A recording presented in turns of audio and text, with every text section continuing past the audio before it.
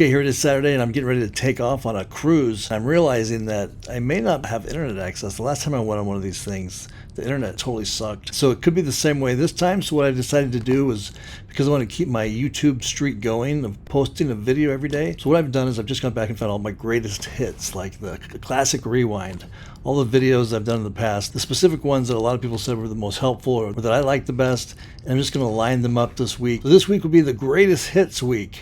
And I think I started this YouTube channel about a year ago, so that's kind of perfect. That was unplanned, but perfect. So each day this week, I'll be posting one of those, one of my greatest hits from over the past year. Hope you find them helpful. And if it turns out that I do have good internet access, I'll go ahead and I'll pop up, say hi here and there, keep you up to date with what the whole family's doing. All right, I hope you find them helpful, and I'll see you in a week. And also be sure to join my brand new trading group, calling it Trading School. I'll leave a link in the description below. Again, you can join totally for free. There'll be a bunch of perks and extra additional trainings, just a bunch of cool stuff for everyone who was in that first group of members. So be sure to go over there and sign up for free before all those get taken. All you need to do is just click the link in the description that says Trading School, or you can go to my website, which is boomertrade.com/trading school. Go over there, click this orange button that says join group, and you can get in for free. All right, I'll see you inside that. And here's today's classic rewind video. Okay, so today we're going to look at an earnings play trade that I did this last week called the ride or die trade. Now, in case you don't know what ride or die means, I wasn't quite sure. I thought I knew, but I wanted to make sure. So I pulled out the old Chat GPT and I asked old Chat GPT, what does ride or die mean? This is my new assistant, my new source of knowledge. All right, so ChatGPT says ride or die is a colloquial expression used to denote extreme loyalty to someone or something. It implies the level of commitment where the person is ready to face any situation, even the most challenging and dangerous ones, alongside the person or cause that they're loyal to. So an example of ride or die is like ridiculous gangsters, like they'll do anything for the gang, or like bikers, like a biker gang, like the Hells Angels, fight the man, ride together, ride or die to the bitter end. Or the most famous one is probably this duo, Bonnie and Clyde. They're going to ride or die together. They're not going to throw the other one under the bus, and they're going to be committed all the way to the bitter end no matter what. So this trade is perfect and ideal for ride or die investors who are in love with the company so much that they'll just buy their stock at any chance they get. They can get a good bargain on it. Doesn't matter what anybody else says. It doesn't matter how the company's currently doing or what anyone else says. They're going to ride or die with this company because they're just totally committed to it. And my wife's grandmother was like this with the company, Boeing. She worked for Boeing, and they gave her stock, and she was a loyal Boeing fan. And no matter what, at any chance she could get, she would get more Boeing stock. And there she is right there next to her daughter, which is my sister, my wife's mother. That's my wife's mother, and that's my wife's and that's my wife's grandmother, Grandma May. She was a character. She was this little tiny lady. She had a huge personality, and she was funny. She loved that. They're Swedish, and she loved that Swedish glug, and she was kind of a little racist, I hate to say. She was always worried and fretting that her neighbors were going to catch her little dog and eat it. But that's a story for a whole other time. Regardless, she was a ride or die fanboy or fangirl of Boeing. And so this strategy is perfect for that, for ride or diers of a particular company. It's an earnings play. And again, this could also work for someone who's kind of speculative, or somebody who wants a little bit of excitement, and the risk is, just winding up with a stock, like a well-known and good stock. That's the risk. I don't play these usually. I just played this last week because the opportunity was there, and I wanted to show an example of how this is done. So we did a Disney play, and God, I've paid so much money to Disney over the years with 4 kids. I mean, we were like huge Disney fans. We would it's kind of tapered down now, but with the first 2 kids, oh my God, we were there like every month. We would go there. We spent a lot of money there, and I think Disney's a good company. So anyway, Thursday was Disney earnings, and I just thought it was the perfect time to make a video to show this strategy. And again, this strategy is ideal for ride or diers of Disney. So just imagine somebody who just loves Disney stock, and you can't convince them of anything, no matter what. They're just going to always stay and be committed and a big fan of Disney, and they want to get as much Disney stock as possible, and especially at a discount. So that's where this trade comes in. And there's several different variations on this trade, but the basic one, which I'll hit first, and then I'll kind of go into the other one, is basically a naked put position on Disney. And I was looking at this, check this out. I was like looking for an image to put in here. I'm talking about naked puts, and look what I found online. I guess this is like naked golfing. I've never even heard of such a thing. I guess it's like a real thing. People really do. They have like whole associations and societies of these like naked golfers. And if you notice, they're all kind of older, like our age. So that's kind of weird. That's kind of like a what the fudge moment. Maybe that'll be the what the fudge moment for this next week. Like, what's behind this naked golfing thing? Seems like it'd be sort of distracting. But anyway, so the naked put, if you don't know what the naked put is, a naked put, or it's also called this cash secured put, and it's basically selling an option on a stock. Typically, usually is done like at a strike price that's below where the stock is currently trading at. And you just sell the naked put, and you bring some premium, you bring some cash into your account at the moment you sell it at this lower strike from where it's currently trading at.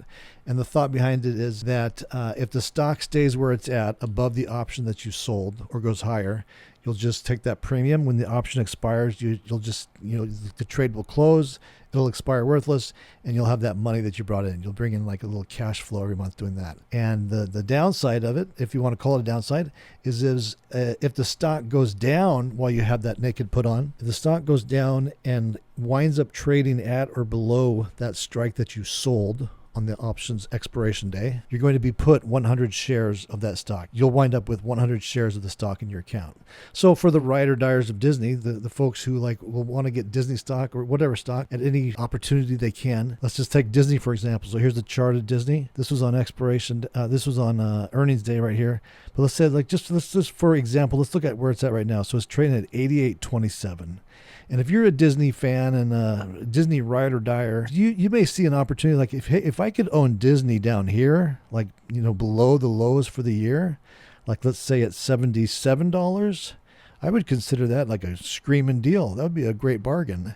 And so then you would look up the option chain and see if you could sell a naked put, at the $77 level, and how much premium you could bring in. And just for example purposes, I'm just going to throw numbers out. These may not be realistic, but let's say you could capture like say $50 by selling one naked put at the 77 level, and it has, let's say, 30 days to expiration. So basically what that means is over the next 30 days, if Disney stock stays trading above the 77 level where you sold that naked put, at the end of the 30 days, that put will just expire worthless, and you'll keep that $50. The trade will be over. You've made $50 on it, and you can do it again for the next month. And on the other hand, if you sold a 77 put, and during the next 30 days, Disney came down, traded down, and wound up trading at the $77 level or below in 30 days, you would wake up the next morning with 100 shares of Disney at $77, and you'd also be able to keep the premium that you took in when you first sold it. So it's kind of a win-win. You get Disney stock at a screaming deal at $77 a share, the lowest point it's been all year, and you get to keep that $50 that you originally paid for selling the naked put. So hopefully that makes sense, and you probably already know what a naked put is, and you already get that. So how this all plays into an earnings play is on earnings, several days before earnings, like a week to several days before earnings announcement on a company, you usually see the volatility rise in the options. Like an option that may typically be throughout the rest of the year, let's say maybe $50, the volatility will come in during those few days that's coming in right before the earnings announcement, because there's uncertainty, and uncertainty causes the volatility levels to go up. So there's more premium in those options. So you can sell them for more than you would usually get throughout the rest of the year during those few days before the earnings announcement, because that volatility is pumped into them. So let's just say we're coming up on earnings announcement, and an option down here at the 77 level, which typically goes for like $50. You could usually get $50 for selling, because earnings announcement is in just a few days, and nobody knows what the earnings announcement's going to say, like how the company's been doing this last quarter or whatever. There's uncertainty. That option at the 77 level, which is usually priced around $50, where you could get $50 for selling it, because of that implied volatility that's coming into it right before the earnings announcement, the uncertainty, you may be able to sell that 77 put for $100, because there's more premium, there's more volatility pumped into that. So it's an opportunity to sell a naked put at increased levels of value where you can get more money because of the uncertainty. And then as soon as earnings announcement is announced, usually that volatility will just come right out of those options and that inflated price will go back down to its normal levels. So it's like a little window of opportunity every quarter in the few days right before an earnings announcement where the premiums and the price of the options actually will rise and get bigger and bigger and inflated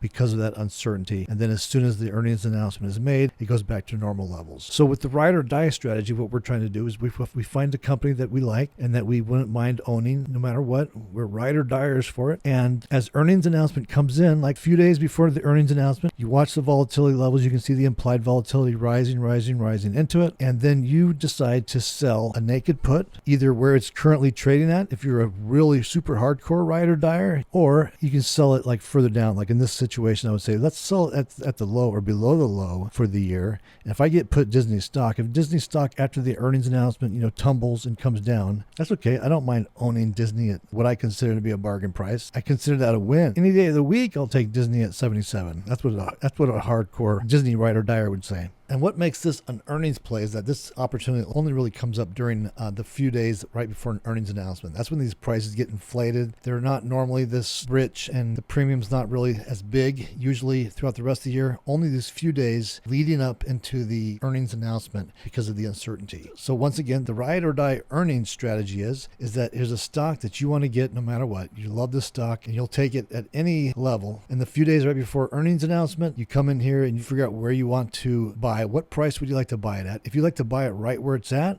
like 85 or 86, you could probably sell a really nice put with pumped up premium in it. It has a lot more premium in it than it usually does. Let's say like $2 or something. Let's say if you sell it right where at the strike where it's trading at right now, the day before earnings, let's say you bring in $200 and then the next day, let's just say after the earnings announcement, Disney does nothing. Let's just say the next day Disney trades right where it was. Well, if you get put the stock, you now own 100 shares of Disney at the price that it was at already, but you also have that $200 that you brought in on top of it. So you're basically getting Disney for a discount. You're basically getting the stock for the exact same price as everybody else, but you're getting that $200 bonus because you sold that inflated put option the day before. So you could pretty much sell the naked put at any strike you wanted to. Selling it at the money is kind of a common one. Another one is looking for a low like this. So we can see that this is the low for the year, 78.73.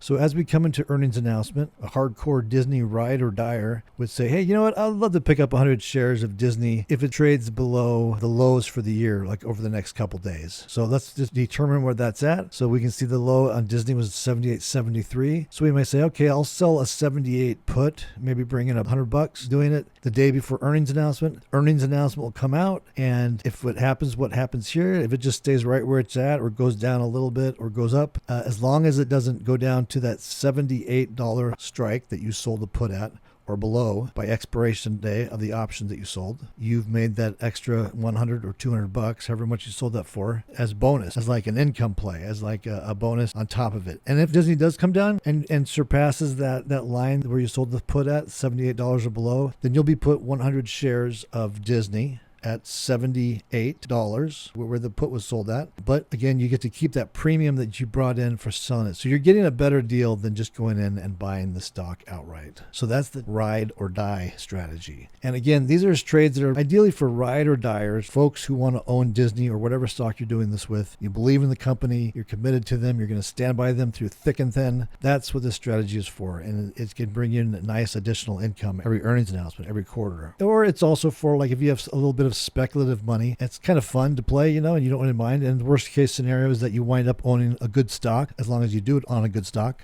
So this last week I put on a couple of these on Disney on Thursday on the earnings today, just to kind of show you how it works. So real quick, let's look at those examples. All right, so here's the trades we made. So this was on Wednesday of this week. This was one day before earnings. Earnings announcement was after market on Thursday. So one day before that, on Wednesday, I came in here and I placed these trades. Here's the chart of Disney on Wednesday, the day before the earnings announcement. Down here you can see this little blue icon with a light bulb and that red thing. That's just indicating that following day, Thursday, is the earnings announcement. So you can see right here we're trading right there. The low of the year is at 78.73, and again currently it's trading right there like at 84.48. So what I did, I came in here and started looking at some naked puts to sell, and I did a couple variations just to kind of give you a full explanations of the ways that I would typically do this. So I came in here and I found the 78 strike right here, and let's just go back to the chart for a second real quick to see where 78 is. So 78 is the 78.73 is the low of the year. So this first one I looked at just the options that were expiring 2 days later on Friday, weekly options. See, weekly options really help make this game a lot more profitable and fun and quick, because beforehand, options were only every a month. There were only monthly options, an option every month. So regardless of where the earnings announcement might wind up during the month, you may have to hold on to that position for 2 weeks, maybe 3 weeks, to let it expire worthless. Where now, with most stocks having weekly options, it doesn't really matter where the earnings announcement lands in the week. There's usually a play you can make that will wrap up and finish out within 1 week's time, which is the case with this. Disney had weekly options that expired on Friday. Earnings announcement was on Thursday, and so on Wednesday we came in, we pinpointed the low of the year, 78.73. So as a hardcore Disney ride or dyer may think, let's see if we can get some Disney shares at below the low of the year, like at the best bargain that we could have gotten all year. So that would be the 78 strike. So we come back into the option chain here, we find the options that expire 2 days later, 1 day after the earnings announcement on Friday. We find the puts over here, the 78 put, and we see we can get between $43 and $46 in there. So we decide we're going to go ahead and we're going to sell that. So this is a real money trade I put on, and we put it into order, see if we get filled at the best possible price to make the most we can on it. And then we wind up getting filled at $44. So we brought $44 of cash right into our trading account. And depending on what happens tomorrow, if Disney stays above that 78 strike price and remains trading above that strike price on Friday, the following day, like 2 days away, we just keep that $44 and the trade's over, and we can do the same thing again over and over and over again if we want. We don't wind up with any stock. We just get that cash, that $44 in, and I'll figure out what the return on that would be in a second. So that's one variation we can do, like sell a put that's out of the money. Hopefully, like ideally at like a low of the year. That would be a good bargain for a hardcore Disney ride or dyer. And then let's look at the second option I did. The second thing I did was we took a trade, and so then here's one where we sold right at the money. So Disney is selling on that day, it was selling at $84.50. So we just came in right at the money on again the weekly options that expire in 2 days. 2 days from the day we put this trade on, and with earnings 1 day after this trade was put on. And we just went right to the at the money strike to bring in the most premium we could hope to get and be assigned the stock basically like right where it's at. So we looked up the 84 option chain, and we see we could sell it anywhere from $235 to $238. And we put that trade on, and we wound up getting filled for $231. So those are the two trades, the two naked put trades I put on for the ride or die strategy on Disney. And then let's just jump forward in time to Disney on Friday morning. So they announced earnings on Thursday, 1 day after this trade was put on, after the market closed. So then on Friday morning, we came in and we looked at our positions, and we can see that here's what Disney did after the earnings announcement. It gapped up. It was a positive news. It jumped way up. And again, remember, we've sold put options down in this area and down in this area. So if we look at our positions now on Friday morning, these are the positions that expire the same day. First, let's look at our out of the money put we sold. So that one, this is on expiration day. You can see that we're way out of the money. We're totally safe up here. And we brought in, we'll let the option expire worthless, and we'll bring in $43.50. So if I do the math on that real quick, let's just figure out what kind of a return that is in basically 2 days. So that is a return of 7,800. So 7,800. So that's a 0.55 return in 2 days for that one. And again, the worst case scenario in this is that if they had gone the other way and tanked, we would have wound up getting Disney stock, 100 shares of Disney stock at $78, which, remember, we are hardcore Disney ride or dyers. We'll take Disney any way we can get it. That's a great deal for us because we get it at $77 plus the $43.50 we get to just keep. Now let's look at the other one we sold, the at the money.